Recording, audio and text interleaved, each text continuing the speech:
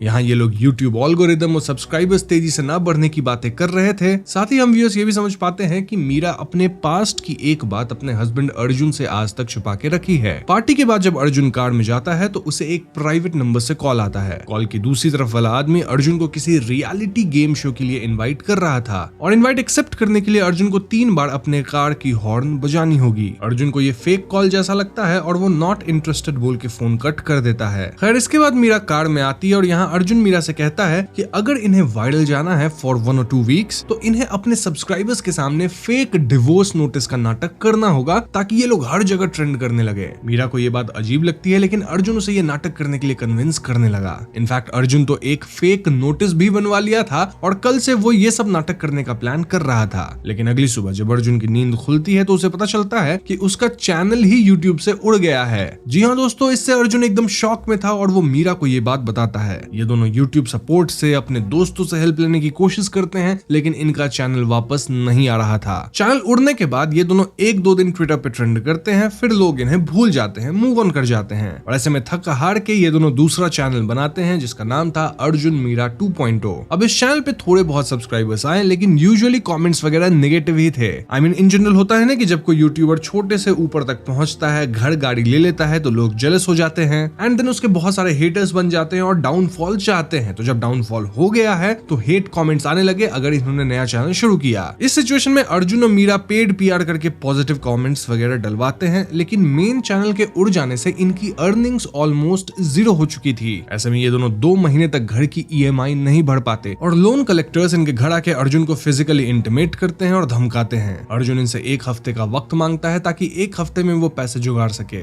खैर अगले दिन मीरा को एक प्राइवेट नंबर से कॉल आता है जहां दूसरी तरफ वाला आदमी मीरा को एक रियलिटी गेम शो के लिए इन्वाइट कर रहा था। ये वही आदमी था जो कि पहले अर्जुन को भी कॉल किया था लेकिन अर्जुन उसके कॉल को इग्नोर किया था। मीरा को भी ये प्रैंक कॉल ही लगता है लेकिन ये आदमी कहता है कि मीरा इस गेम शो से काफी पैसे कमा सकती है जिससे उसकी सारी प्रॉब्लम्स खत्म हो जाएगी। गेम शो में पार्टिसिपेट करने के लिए मीरा को बस अपनी कॉल बेल 3 बार बजानी होगी। क्योंकि मीरा फिलहाल पैसे के तंगी में थी तो वो 3 बार कॉल बेल बजा देती है जिससे उसका पार्टिसिपेशन एक्सेप्ट होता है फॉर द गेम शो और इस छोटे से टास्क के बदले मीरा के बैंक में 2 लाख रुपए भी आते हैं। इसके बाद फोन कॉल वाला बंदा बोलता है कि वो ठीक 5 बजे मीरा को दोबारा कॉल करेगा। ना मीरा तुरंत अर्जुन को ये सब बताती है और पहले तो अर्जुन वाज एंग्री कि मीरा ऐसे अननोन गेम शो में क्यों पार्टिसिपेट करना चाहती है, लेकिन जब अर्जुन को पता लगता है कि एक छोटे टास्क के लिए मीरा को 2 लाख रुपए मिले हैं तो वो भी गेम को लेकर एक्साइटेड हो जाता है। ठीक 5 बजे इन्हें वापस कॉल आता है और कॉल करने वाला खुद को इस गेम शो का होस्ट बुलाता है। होस्ट एक अजीब सा यिन यांग टाइप मास्क पहना हुआ था और वो अपना नाम भी मास्क ही बताता है। अर्जुन मास्क से पूछता है कि क्या ये शो लीगल है और ये लोग इतने पैसे कैसे दे रहे हैं फॉर सिंपल टास्क्स। इस पे मास्क कहता है कि शो कंप्लीटली लीगल है। इनफैक्ट इस शो में बस 2 प्लेयर्स हैं, मीरा एंड अर्जुन, और इनको अपने घर पे ही गेम शो खेलना है। इस गेम में कुल 4 स्टेजेस होंगे और गेम शो 7 दिन तक चलेगा और अगर ये लोग शो जीतते हैं तो इन्हें 2 करोड़ रुपए मिलेंगे एज प्राइज मनी। रही बात की ये शो देखता कौन है,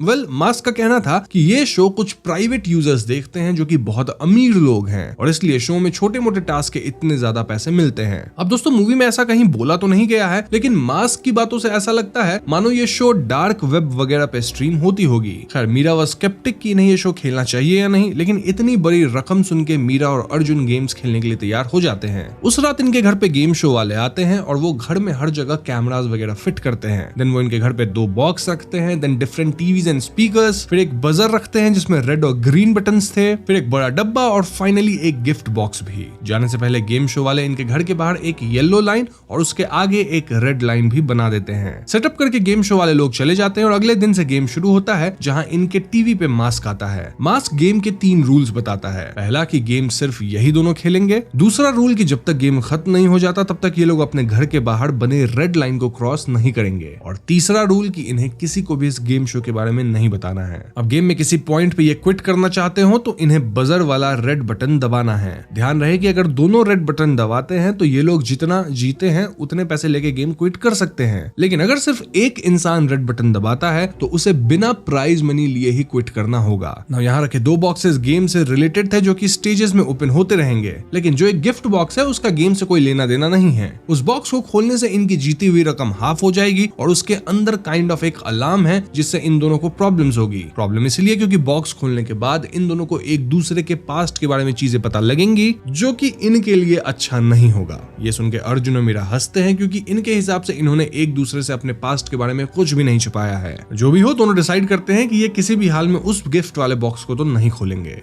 खैर, गेम शुरू होता है और पहला स्टेज काफी सिंपल था, जहां इन्हें बेसिक होम गेम्स खेलने थे, लाइक बॉल्स को बिन में डालना, डार्ट्स लगाना, कप होल्ड करके चलना and all that. In game से दोनों 3 लाख रुपए कमाते हैं। साथ ही इनकी स्ट्रीम पे 202 लाइक्स आए थे और पर लाइक 1000 रुपए मिलने थे। तो लाइक्स के कुल अमाउंट हो गए 2,02,000 रुपए, यानी कि टोटल अमाउंट बना पहले गेम से 5,02,000 रुपए। लेकिन यहाँ फर्स्ट स्टेज का लास्ट राउंड आता है, जहां एक ट्विस्ट है। ट्विस्ट ये कि दोनों को एक 30 सेकंड्स की रील बनानी है और इस रील पे 15 मिनट में 50 के लाइक्स आ जाने चाहिए, वरना जो भी पैसे ये जीते हैं वो सब 0 हो जाएगा। ये सुन के दोनों टेंशन में आ जाते हैं, क्योंकि एक रील पे 15 मिनट में 50,000 लाइक्स ऑलमोस्ट इम्पॉसिबल था। यहाँ दोनों अपनी रील्स के आइडियाज को ब्रेनस्टॉर्म करने लगते हैं और अर्जुन पाता है कि अगर चीजों को तोड़ा फोड़ा जाए तो इससे रील्स पे लाइक्स मिलते हैं। इसीलिए वो अपनी वाइफ द्वारा गिफ्ट किया गया बाइक तोड़ने की सोचता है, क्योंकि ये वीडियो शायद लोग लाइक करेंगे। लेकिन तभी उसे नोटिफिकेशन आता है कि मीरा ऑलरेडी एक रील बना के अपलोड कर दी है। अर्जुन चेक करता है और इस रील में मीरा थोड़े बोल्ड मूव्स के साथ हाथ में सिगरेट और दारू लिए ग्रूव कर रही थी। अब दोस्तों, मीरा की ऑनलाइन पर्सनालिटी एक सिंपल लड़की की थी, लेकिन एकदम से उसकी ऐसी रील देख के ऑडियंस एंगेज होने लगती है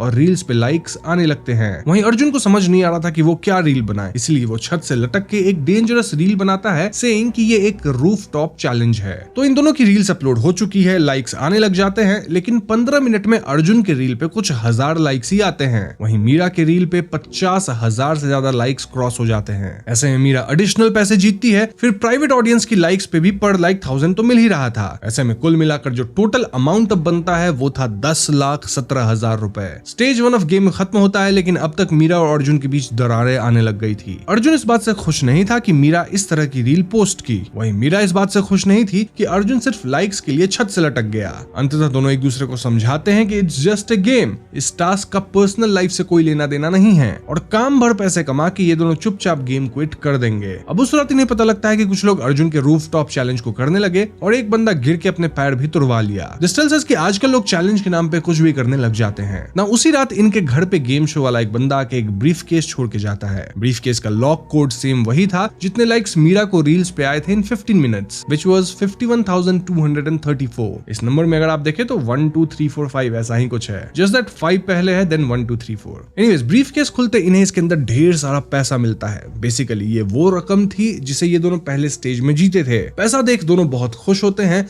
और कमरे में पैसा उड़ाते भी हैं। ये लोग प्लान करते हैं कि जैसे ही ये दोनों 20 लाख जीत लेंगे, दोनों गेम को क्विट कर देंगे, क्योंकि इन्हें 20 लाख रुपए की ही जरूरत थी। खैर, अगले दिन गेम का म्यूजिक बजता है, व्हिच मींस कि it was time for stage 2। इस स्टेज में दोनों कंटेस्टेंट्स को बॉक्स नंबर 1 खोलने को कहा जाता है, जिसके अंदर से इन्हें ईयर पीसेस मिलती हैं। इसी ईयर पीस के थ्रू इन्हें टास्क के इंस्ट्रक्शंस मिलेंगे। नाउ यहाँ सिर्फ एक इंसान को ही टास्क मिलेगा, जो कि उसे टाइम रहते कंप्लीट करना है, और ये इंसान अपने टास्क के बारे में दूसरे इंसान को नहीं बता सकता। इनफैक्ट इशारे तक नहीं कर सकता। समय आने पे टास्क इन्हें इनकी ईयर पीस में सुनाई देगा। तो ईयर पीस लगाने के बाद दोनों टास्क का वेट कर रहे होते हैं कि तभी इनके घर में मीरा की माँ आ जाती है। ये दोनों उनका स्वागत करते हैं और तभी मीरा को सीक्रेट टास्क मिलता है कि उसे अपनी माँ को उनकी फेवरेट फूड सांभर राइस बना के खिलाना है, वो भी 2 घंटे के अंदर। Now this was a very simple task, और इस टास्क के लिए मीरा को अपने जीते हुए पैसे से बेट लगाना था, और टास्क जीतने पे बेट लगाए हुए पैसे डबल हो जाएंगे। मीरा यहाँ 3 लाख रुपए बेट लगाती है, क्योंकि सांभर राइस बना के खिलाना तो बहुत आसान काम है। अब दोस्तों, आइडियली टास्क एक ही इंसान को मिलना था, लेकिन मास्क झूठ बोला था। वो एक डबल गेम खेल रहा था। वो यहाँ अर्जुन को भी टास्क देता है, सेइंग कि उसे 10 मिनट के अंदर मीरा की माँ को घर से बाहर भेजना होगा। ऐसे में अर्जुन बाहर से मीरा की माँ को कॉल करवा देता है कि उनके हस्बैंड का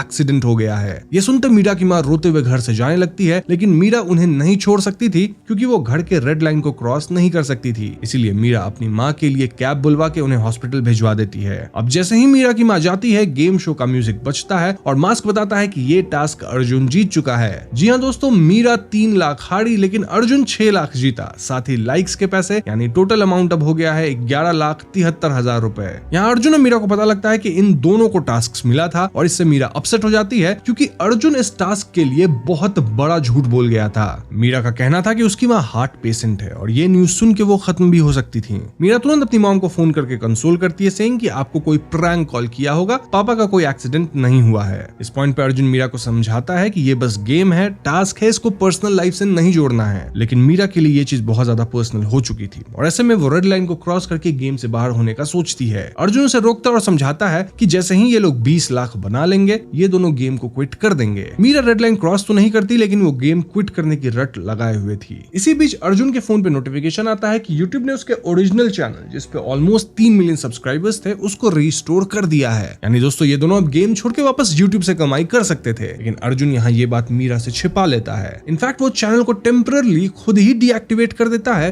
ताकि मीरा को इसके बारे में पता ना चले। इससे होगा ये कि अर्जुन मीरा को कन्विंस कर सकेगा to play this game show till they win 20 lakh. Meera भी कन्विंस होकर अर्जुन की बात मान लेती है। अब इसके बाद अगला टास्क मीरा के लिए आता है जहां मीरा जीते हुए रकम से 10 लाख बेट करती है। 10 लाख इसलिए ताकि तुरंत ये लोग 20 बना के निकल सके। टास्क था कि मीरा को 10 मिनट के अंदर एक सिंपल 10 सेकंड की वीडियो बनानी है लेकिन उस वीडियो को ओरिजिनल चैनल पे डालना है ना। मीरा को तो अब तक लग रहा था कि उसका ओरिजिनल चैनल तो उड़ चुका है तो वो कैसे ऐसा कर पाएगी। इसी सोच में 10 मिनट बीत जाते हैं और मीरा ना सिर्फ टास्क हारती है बल्कि वो कमाए हुए रकम से 10 लाख रुपए भी हार जाती है। अब जब मास्क ये टास्क अर्जुन के सामने रिवील करता है तो अर्जुन बौखला जाता है क्योंकि मीरा 10 लाख हार गई थी। लेकिन मीरा यहाँ मास्क को ब्लेम करती है कि ये टास्क ही रिग्ड था क्योंकि जो चैनल उड़ चुका है उस पे वीडियो कैसे डाला जा सकता है। ये सुनकर अर्जुन चुपचाप रिवील करता है कि चैनल वापस आ चुका है और उसे पता था कि अगर मीरा ये जानेगी तो वो गेम शो क्विट करना चाहेगी। तो गेम शो से और पैसे कमाने की लालच में अर्जुन खुद ही चैनल को डीएक्टिवेट किया था। ये सुनकर मीरा भड़क जाती है और इस कपल के बीच झगड़े शुरू हो जाते हैं। मीरा कहती है कि अर्जुन इस गेम और टास्क को कुछ ज्यादा ही सीरियसली ले रहा है और अर्जुन का कहना था कि अगर मीरा सीरियस नहीं है तो फिर वो अपनी मॉम के साथ अपने पिता को देखने क्यों नहीं गई जब उसे एक्सीडेंट का पता चला। मतलब इनिशियली तो मीरा को भी यही लग रहा था कि वाकई एक्सीडेंट हुआ है, फिर भी वो अपने पिता को देखने नहीं गई, गेम को प्रायोरिटी दी। इन शॉर्ट ये दोनों गेम के चक्कर में अपनी पर्सनल लाइफ अफेक्ट कर रहे थे, झगड़े कर रहे थे, भले ही वो कितना भी बोल ले कि this is just a game,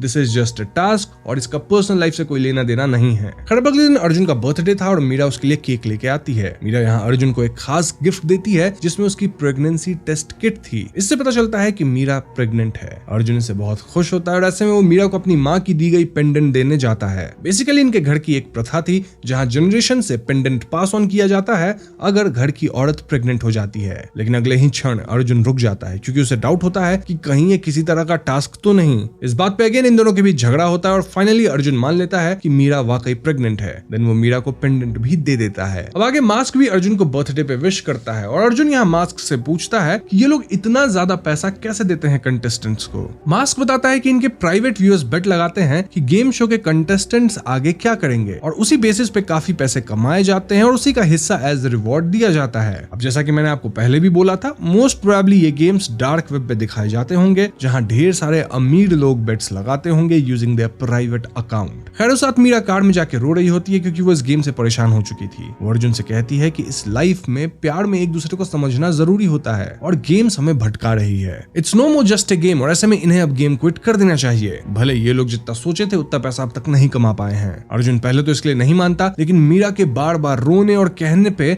वो भी गेम क्विट करने के लिए तैयार हो जाता है। ये दोनों घर में जाते हैं जहां मीरा के कहने पे अर्जुन रेड वाली बटन प्रेस करता है। ऐसा करते मास्क टीवी पे आता है और वो मीरा को कांग्रेचुलेट करता है। जी हाँ दोस्तों, ये मीरा का एक टास्क था जहां उसे अपने पति से रेड बटन दबवाना था जो कि वो मस्त इमोशनल एक्टिंग करके अचीव कर ली थी। इस टास्क के लिए उसे 2 लाख रुपए मिले प्लस 528 लाइक्स। पता है ना, पर लाइक 1000 रुपए मिलते हैं। तो कुल मिलाकर इस टास्क से मीरा जीती है 7,28,000 रुपए। लेकिन दोस्तों इस टास्क के बाद अर्जुन पूरी तरह अपसेट था क्योंकि मीरा लिटरली उसकी इमोशंस के साथ खेली थी। अर्जुन बहुत फ्रस्ट्रेट हो चुका था और ऐसे में वो मीरा का एक टेस्ट लेता है। अर्जुन जानबूझ के बेहोश होने का नाटक करता है और मीरा अर्जुन को लेकर कार में बिठाती है to take him to hospital. लेकिन रेड लाइन क्रॉस करने से पहले वो हिचकिचाती है। ऐसे में अर्जुन उठ खड़ा होता है और बहुत ज्यादा अपसेट हो जाता है क्योंकि इवन इफ बात उसके हेल्थ और उसके लाइफ पे आई तब भी मीरा उस रेड लाइन को क्रॉस करने से हिचकिचा रही थी। यानी कहीं ना कहीं उसके मन में गेम तब भी था और शायद वो गेम को ही प्रायोरिटी दे रही थी। मीरा अर्जुन को समझाने की कोशिश करती है कि ये सब बस उस मोमेंट में हो गया वरना मीरा के लिए अर्जुन से ज्यादा इंपॉर्टेंट कुछ नहीं है। लेकिन दोस्तों अर्जुन को अब मीरा की बातों का बिल्कुल भी भरोसा नहीं था। तभी मास्क टीवी पे आके आखिरी स्टेज की बात करता है और इस टास्क का नाम था रीड द बुक बैकवर्ड्स। यानी यहाँ इन दोनों की पास्ट वाली बातें ओपन होंगी। यहाँ इन दोनों को एक रिडल मिलेगा और रिडल के जवाब एक दूसरे के पास्ट में छिपा होगा। इस पॉइंट पे मीरा कह देती है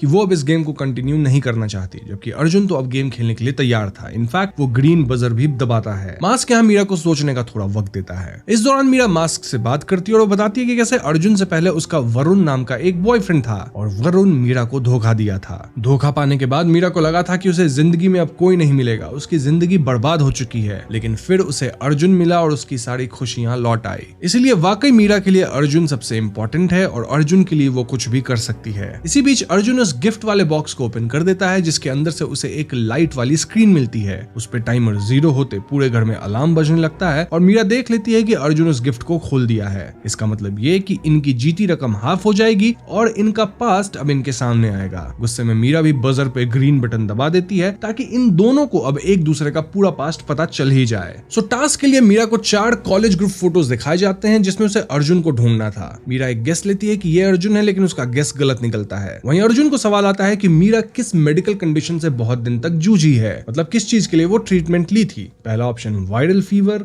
दूसरा ऑप्शन मेंटल स्ट्रेस, तीसरा सीवियर कॉलिक और चौथा none of the above. Arjun कहता है कि मीरा का पहले एक बॉयफ्रेंड था जो कि उसको धोखा दिया था, इसलिए मीरा को मोस्टली मेंटल स्ट्रेस रहा होगा। अर्जुन का भी ये आंसर गलत था क्योंकि सही जवाब था none of the above. So clearly ये दोनों एक दूसरे के पास्ट के बारे में सब कुछ तो नहीं जानते थे। नाउ अर्जुन को मीरा के पास्ट के बारे में जानना था, उसकी बीमारी के बारे में जानना था और ऐसे में अर्जुन छुप के मीरा की फ्रेंड को रैंडम कॉल करने लगता है सेइंग कि उसे मीरा का पास्ट मेडिकल रिकॉर्ड पता चल गया है and he is supportive of her. ये सब सुन के मीरा की कुछ फ्रेंड्स कंफ्यूज होती है बट देन एक फ्रेंड रिवील कर देती है कि शादी से पहले मीरा अपना एबॉर्शन करवाई थी। जी हाँ दोस्तों, ये सुन के अर्जुन वो शॉक्ड और यहाँ उसे मालूम चलता है कि जब मीरा का वरुण से ब्रेकअप हुआ था तब मीरा प्रेग्नेंट थी। ऐसे में मीरा को एबॉर्शन करना पड़ा और शायद इसी कारण से मीरा आज भी प्रेगनेंसी को लेकर स्ट्रगल करती रहती है और तभी उसके हाथ वगैरह पे कट्स वगैरह हम देखे थे इनिशियल सीन्स में, क्योंकि वो इस बात को लेकर बहुत ज्यादा डिप्रेस्ड होगी। ये जान के अर्जुन पूरी तरह भड़क जाता है और वो मीरा पे बहुत चिल्लाता है। मीरा कहती है कि वो अर्जुन को ये बात बताने वाली थी लेकिन पिछले 4 साल में वो हिम्मत नहीं जुटा पाई। इस पॉइंट तक इन दोनों की रिलेशनशिप पूरी तरह बिगड़ चुकी थी और अपसेट होकर मीरा बाथटब में कपड़े सहित लेट जाती है। अर्जुन यहाँ आता और मीरा को डुबोने तक की कोशिश करता है, ऑल्दो एन वक्त पे मीरा निकल जाती है। अर्जुन मीरा से सॉरी कहता है और मीरा को समझ ही नहीं आ रहा था कि अर्जुन उसके साथ ऐसा क्यों किया। क्या उसे ये टास्क मिला था या फिर अर्जुन वाकई गुस्से में ऐसा किया। अर्जुन इसका कोई जवाब नहीं देता, वो तो मीरा को बस सॉरी बोल के मना रहा था। अब इस पॉइंट पे आता है फाइनल टास्क विच वाज कि अर्जुन और मीरा को 10 मिनट में अपनी एक पुरानी वीडियो रिक्रिएट करनी थी जिसमें वो दोनों बहुत लवी डवी थे विद ईच अदर। अब यहाँ जो हालातें थी उसमें लवी डवी होके वीडियो रिक्रिएट करना तो बहुत दूर की बात थी। मीरा बिल्कुल भी मेंटली स्टेबल नहीं थी और वो ऐसा नहीं कर पाती और इसीलिए ये टास्क कंप्लीट नहीं हो पाता और फाइनली ये दोनों गेम हार चुके थे। मास्क इन दोनों को अलविदा कहता है लेकिन उसके जाने से पहले मीरा मास्क से पूछती है कि बाथटब में जो हुआ क्या वो एक टास्क था। मास्क यहाँ कुछ भी रिवील नहीं करता, बस ऑल द बेस्ट बोल के चला जाता है। तो दोस्तों इस गेम शो के बाद मीरा और अर्जुन की रिलेशनशिप पूरी तरह से टूट चुकी थी और दोनों एक दूसरे से अलग थलग हो गए थे। इतना कि मीरा अपनी माँ के घर जाने की सोचती है लेकिन तभी इनके घर पे रेंट कलेक्ट करने वाले गुंडे आ जाते हैं और मीरा अर्जुन के पास पैसे तो थे नहीं। क्यों? क्योंकि गेम शो तो ये लोग हार गए थे, सारे पैसे डूब गए थे। ऐसे में जो गुंडे थे वो मीरा का दुपट्टा हटा के वीडियो बनाने की सोचते हैं लेकिन तभी अर्जुन गुंडे से लड़ता है और यहाँ वो अपनी कार इन गुंडों को देता है इंस्टेड ऑफ मनी। इस घटना के बाद इन दोनों की रिलेशनशिप थोड़ी ठीक होती है लेकिन मीरा अब भी अर्जुन से पूछ रही थी कि क्या अर्जुन उसे बाथटब में टास्क के कारण डुबा रहा था।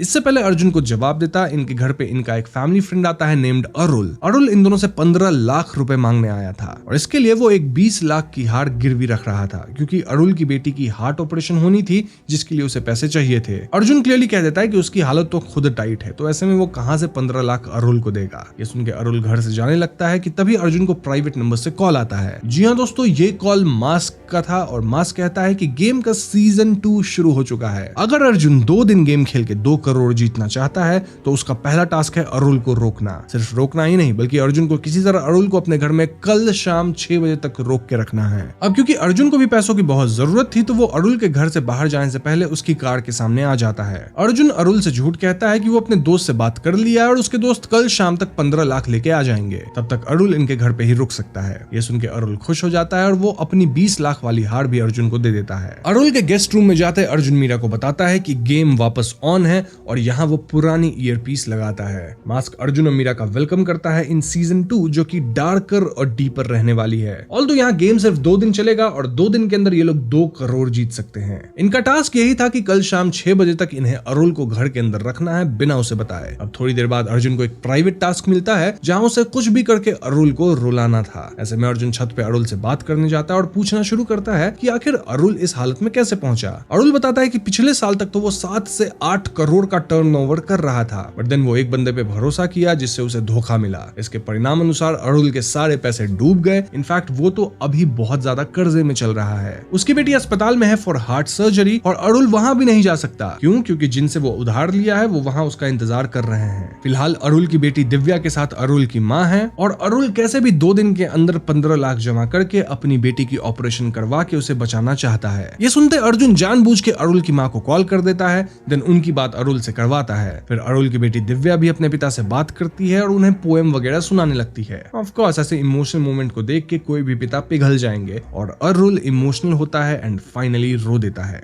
यानी कि अर्जुन का टास्क कंप्लीट हो गया। ध्यान रहे कि अर्जुन ये सब कुछ सिर्फ टास्क के लिए कर रहा था। अब उस रात हम मीरा को एक टास्क करते हुए देखते हैं जहां वो अरुल का दिया हुआ बैग जिसके अंदर डायमंड सेट था उसे घर के छत पे रख के आ जाती है। फिर अर्जुन कुछ टास्क कर रहा होता है जहां वो बैग के कंटेंट को रिप्लेस करता है with a box from game show. फिर अगली सुबह मीरा और अर्जुन के सामने नया टास्क आता है जो कि मीरा को ही करना था। बेसिकली मीरा को रोमांटिक होकर अरुल को सेड्यूस करना था। यहाँ मीरा को शारीरिक संबंध नहीं बनाना था, बस सेड्यूस करना था। ऑफ कोर्स ये सुन के मीरा और अर्जुन दोनों भड़क जाते हैं और ना कहते हैं। मास्क इन्हें शाम तक का वक्त देता है जब तक ये लोग सोच सकते हैं और टास्क कंप्लीट कर सकते हैं। लोग इस टास्क पे बेट लगा रहे थे जहां ज्यादा लोग ये मान रहे थे कि ये लोग टास्क करेंगे। वहीं अर्जुन बार बार ये सोच रहा था कि वो अरुल को 15 लाख देने का प्रॉमिस किया है, लेकिन पैसे तो उसके पास है नहीं। यानी शाम 6 बजे के बाद अरुल को पता लगेगा कि अर्जुन बेवजह उसे घर में रख के टाइम पास कर रहा था और अरुल कहीं और जाके भी पैसे जुगाड़ नहीं कर पाया तो उसकी बेटी भी नहीं बचेगी। इस सब थॉट से परेशान होकर अर्जुन मीरा से कहता है कि अगर मीरा अरुल को सेड्यूस करती है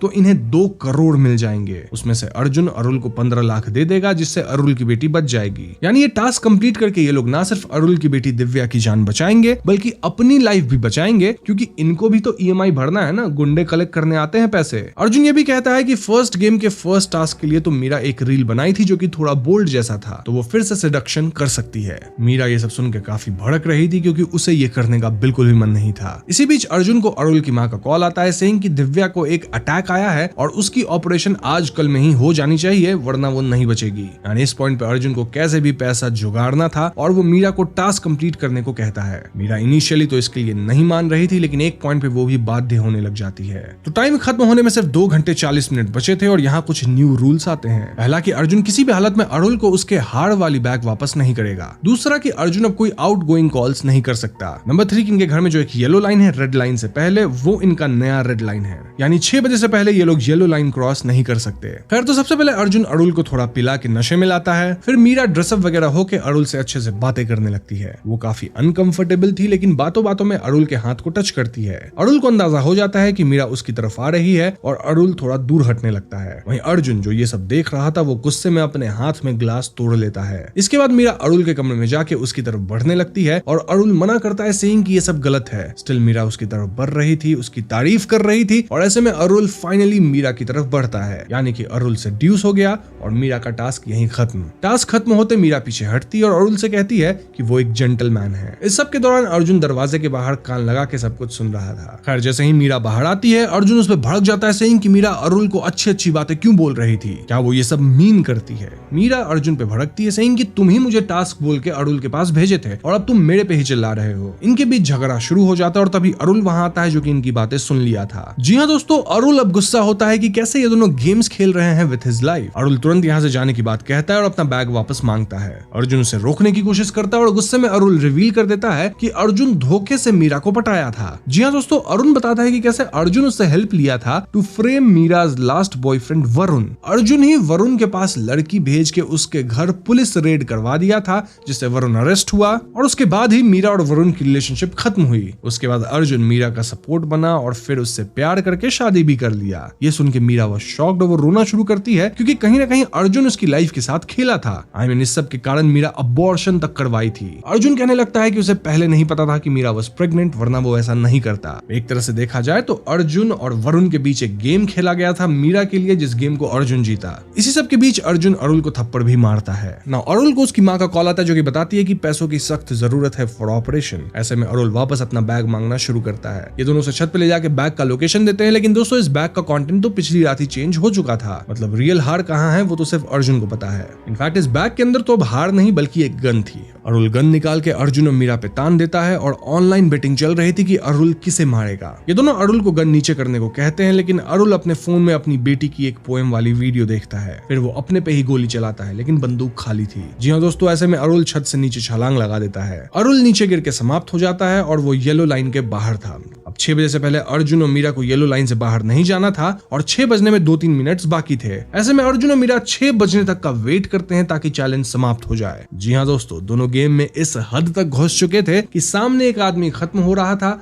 और ये लोग टाइम देख रहे थे। 6 बजते फाइनली ये दोनों अरुल के पास जाते हैं, but it was too late. वो समाप्त हो चुका था। नाउ इंटरेस्टिंग पार्ट वाज कि अरुल के पास हम ऑडियंस सेम ईओपीस देखते हैं जो कि अर्जुन और मीरा के पास था। जी हाँ दोस्तों, इसका मतलब कि अरुल भी ये गेम खेल रहा था। यहाँ से हमें पास दिखाया जाता है जहाँ अरुल को पैसों की जरूरत थी। फिर उसे भी प्राइवेट नंबर से कॉल आया था, जिसके बाद अरुल और उसकी बीवी भी मास्क के चैलेंजेस खेल रहे थे। एक टास्क के दौरान अरुल की बीवी खत्म हो गई। बेसिकली इसमें सांस रोकना था पॉलिथीन के अंदर, जो कि वो सर्वाइव नहीं कर पाई। देन मास्क के कहने पे ही अरुल सीजन 2 खेलने लगा, जहां वो अर्जुन और मीरा के घर हार देके 15 लाख लेने आया था। अरुल के टास्क काइंड ऑफ ऑपोजिट होते थे from Arjun and Meera. Like उसे 5:55 तक हार लेके घर से निकलना था। जब हार नहीं मिला तो अरुल गेम हार गया, जिस वजह से उसे ना तो पैसे मिले और देखा जाए तो उसकी बीवी भी खत्म हो चुकी है, और पैसे नहीं मिले हैं तो वो सोचा कि बच्ची भी नहीं बचेगी। इसीलिए अरुल गलत कदम उठाया और इस गेम की वजह से वो अपनी जान से हाथ धो दिया। On the other hand Arjun और मीरा इस गेम को जीत के 2 करोड़ रुपए कमा लिए थे। अब अगले सीन में पुलिस यहाँ आती है, इनसे पूछताछ होती है। फिर इन्हें 2 करोड़ मिल भी जाते हैं और ये लोग ना सिर्फ अपना उधार चुकाते हैं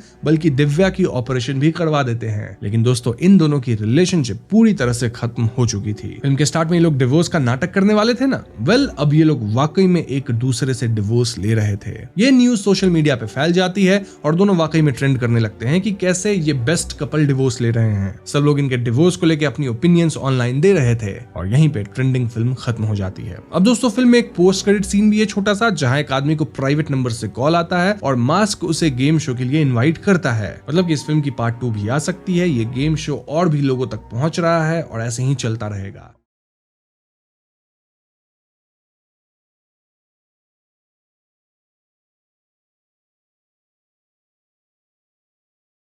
तो फिल्म की शुरुआत में हम एक इंसान को देखते हैं जो कि रस्सी से गलत करता है और फिर टेक्स्ट में लिखा जाता है कि according to Thai legends, drug traffickers एक थाई डीमन की पूजा करते हैं। इस डीमन की आंखें खून जैसी लाल है और इसके फैंग्स है। साथ ही ये डीमन कुछ अनफॉर्चुनेट वर्शिपर्स के ऊपर मौत और तबाही लेके आता है। अब अगले सीन में हम 3 लोगों को देखते हैं जो कि एक अबैंडन्ड घर में किसी तरह की क्लींजिंग रिचुअल करने आए थे। इस घर में मोस्टली ड्रग ट्रैफिकर्स का अड्डा था और यहाँ हम कुछ ड्रग ट्रैफिकर्स को रस्सी से लटका हुआ पाते हैं। इट वॉज क्लियर कि ये ड्रग ट्रैफिकर्स थाई डीमन को पूज रहे थे, लेकिन डीमन इन्हें ही समाप्त कर दिया और अब ये 3 शमन लोग इस जगह की क्लेंजिंग करने आए थे, मतलब किसी तरह का रिचुअल। इन तीनों में एक मास्टर शमन था जो कि बाकी 2 से शरीर को उतारने और रिचुअल की तैयारी करने को कहता है। लेकिन तभी एकदम से एक लाश के अंदर थाई डीमन आ जाता है और वो इन तीनों पे हमला कर देता है। पैरेलल में हम थाई डीमन की एक मूर्ति देखते हैं जिसकी आंखें लाल हो चुकी थी एंड देन ये डीमन इन 2 शमन में से एक के शरीर में घुस जाता है। ऐसा होते ही ये शमन बाकी 2 पे ही हमला कर देता है और मास्टर शमन समहाउ उसे रोकते हैं।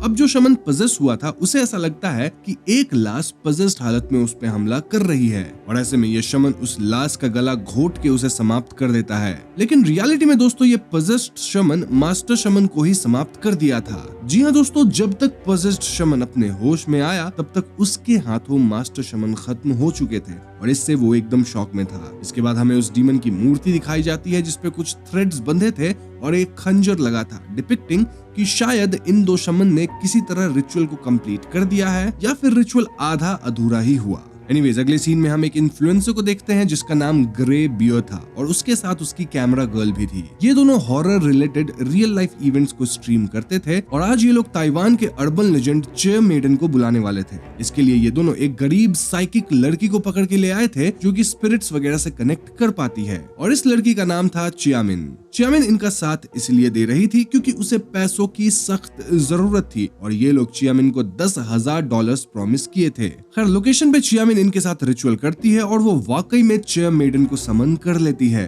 लेकिन चेयर मेडन आते ही इन पे हमला कर देती है और ऐसे में ग्रे बियर और उसकी कैमरा गर्ल दूर भागते हैं। फंसती है चियामिन जिसे चेयर मेडन एक स्टूल में फंसा के घसीट रही थी और एकदम से ट्रांस स्टेट में ले आई थी। तभी एकदम से एक आदमी यहाँ आता है जो कि अपनी पावर से चेयर मेडन को भगाता है और चियामिन को बचाता है। ग्रे बियर इस आदमी को भी रिकॉर्ड करने लगता है और ये आदमी ग्रे बियर और कैमरा गर्ल को डांट के भगाता है। अब दोस्तों यहाँ हम देख पाते हैं कि ये आदमी और कोई नहीं बल्कि पहले सीन का वो शमन है जो कि पजेस्ड हालत में अपने मास्टर को ही समाप्त कर दिया था। इस आदमी का नाम येन हुओ है और हम समझ पाते हैं कि वो अब शमन वगैरह वाले काम छोड़ चुका है, क्योंकि 5 साल पहले मास्टर के खत्म होने के बाद वो अब तक गिल्ट में जी रहा है। चियामिन यहाँ येन हुओ को थैंक यू कहती है और वो उनका रिचुअल वाला नेकलेस लौटाती है जो कि इस सब भगदड़ में गिर गया था। मीनवाइल वो 2 स्ट्रीमर्स चियामिन को बिना पैसे दिए निकल लेते हैं। अब दोस्तों यहाँ मैं जानबूझकर कुछ कैरेक्टर्स के नाम नहीं बता रहा क्योंकि नेम्स काफी ज्यादा कंफ्यूजिंग हैं और इससे आपके लिए कहानी और भी कंफ्यूजिंग हो जाएगी। तो हम यहाँ बस कुछ कैरेक्टर्स के नाम को ही जानेंगे और बाकियों को रैंडम नेम्स से पुकारेंगे, जैसे कि कैमरा गर्ल।